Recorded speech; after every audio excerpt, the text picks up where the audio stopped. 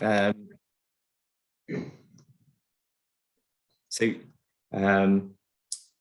there's a moment where I had to plug my laptop in. It was the wrong way, so it died. But getting onto something really, really good.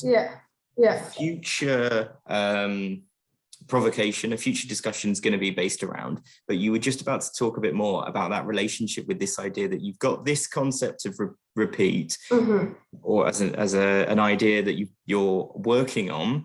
You've got your studies, and then that idea of how these two things sit together and what you do about this idea of work. Yeah, so I think it's a really big struggle, I think, for quite a few of us in Re-Peat. Like, I mean, on one hand, it's really great that we all have this thing that we want to put all of this time into, and it kind of speaks to the joy and commitment and everything that we have from and give to Re-Peat, you know. But yeah, I mean, there are small bits of funding that we've received since we've gotten going, but I mean, none of us are experts in kind of getting funding or anything like that, you know. So it's always been something that we've had to do alongside working or studying and things like this. Which, yeah, I think it's complicated because on one hand, with Corona, there was like maybe the time given that we could do that maybe wouldn't have been possible at another time. But also that I think a lot of the kind of values that we want to stand by are signal a shift in how we work, you know, that we shouldn't be available all the time. We shouldn't be kind of pushing ourselves to work all the time. We should take more pleasure. We should be out in the peatland, not for just a work purpose, but for enjoyment as well and things like that. And it's not something that I think we always manage to do. I think especially when we've got a big event coming up or something like that, a lot of us put so much work into it that we're not actually always following the values that we say that we want to do. But it's complicated because in order to maybe get to a point where you're able to pay ourselves and things like this and have a workforce as well as people who are maybe volunteering still as well. And that also has complications between who's getting paid, who's not getting paid, what are the hierarchies. It feels like to get to that point anyway, we have to put so much work in already, but then we also still have to pay rent. So it's a complicated story, I think. Yeah, but what's really interesting though is that you're playing out this struggle between this traditional sense that you know, very capitalist driven, you have to be working, and that there's a traditional idea of a job, but actually saying no, there's other ways that you can structure your time and you can put energy and kind of apply yourself. And actually that can be for something that's far more, you know, for the kind of good of a community and based around Something that's a bit more wholesome than what people might traditionally think of as work.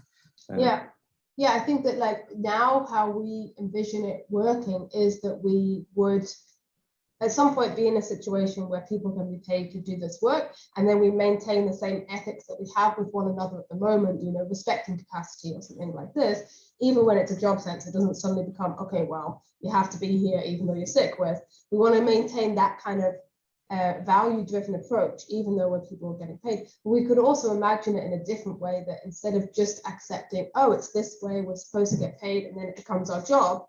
Well, you know, there are other options there in terms of like universal basic income or something like that. Because I know for myself, if that was an option and we were now receiving that, Re-Peat wouldn't have to be searching for the next fund that we could get that's like, okay, we have to do this particular idea because this funding wants it, and then we have to jump through these certain hoops that the funder sets up for us. We could continue to be completely autonomous and have a workforce, you know. So there are different ideas that we could explore rather than just this kind of just becoming a job.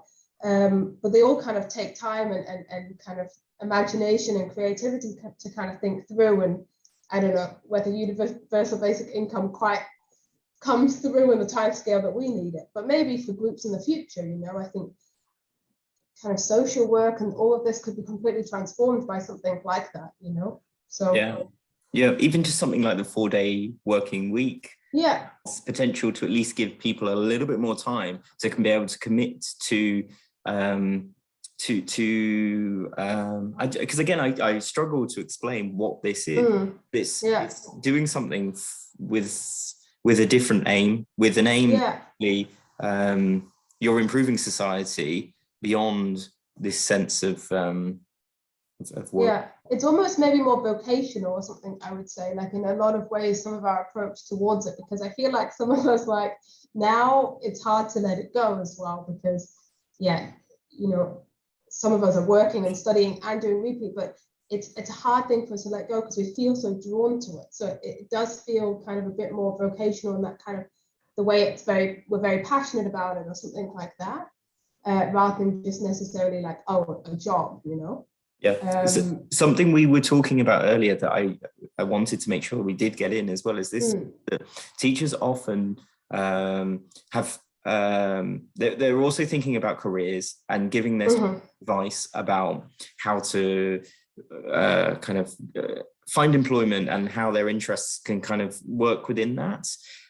Maybe is part of your story also this idea that you didn't set out, you know, at school going, I'm going to be involved in peat, you know, this landscape that I really kind of love and passionate about.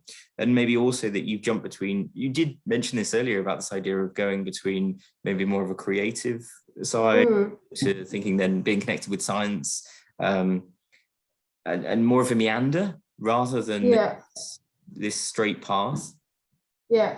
I think a lot of it was like, I remember when I didn't want to take the science courses anymore, and it was very highly advised against to do that. But I remember my parents being totally fine with it. They were kind of like, are you sure you're sure? And I was, so then I could do it, you know? So I was really lucky in that sense that even though I've ended up now taking the science, I think maybe the bit that let me do that and take this path was also the fact that I wasn't feeling boxed in by teachers or by my parents, that I could take that. And then, okay, in the end, it maybe wasn't the right choice, but then I've ended up here anyway, and maybe I wouldn't have done something, you know? And the kind of same goes for, like, I didn't go to university straight away either. I took a lot of time off. And then it was never this thing that I really like was being kind of forced to do by my school or by my teachers. You know, I got to do it at my own pace and when I wanted. And that's also something that I think has been really important. And that's maybe something that maybe more people should think about doing as well, is taking some time off to allow yourself to do a bit of this and then going to a study that you're maybe more attuned to or something. So I think that's an important one. And I think kind of just,